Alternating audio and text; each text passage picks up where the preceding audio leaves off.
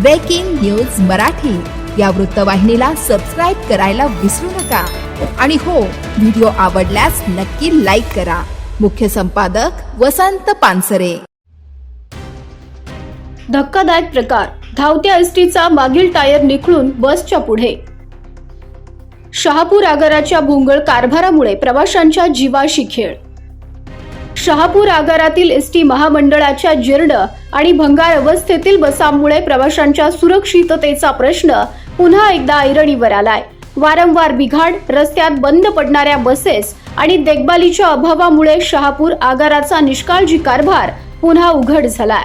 आज शहापूर गुंडे मार्गावरील प्रवाशांनी भरलेली MH13 CU 8135 ही एसटी बस शहापूरकडे येत असताना शेंडवा नाका ओलांडल्यानंतर एक धक्कादायक प्रकार घडला। धावत्या बसचा मागील टायर अचानक निखळून बसच्या पुढे जाऊन पडला। या घटनेमुळे मोठा आवाज झाला आणि बसमधील प्रवाशांमध्ये काही काळ भीतीचं वातावरण निर्माण झालं। सुदैवानं चालकानं प्रसंगावधान राखत बसवर नियंत्रण मिळवलं आणि संभाव्य मोठी दुर्घटना टळली।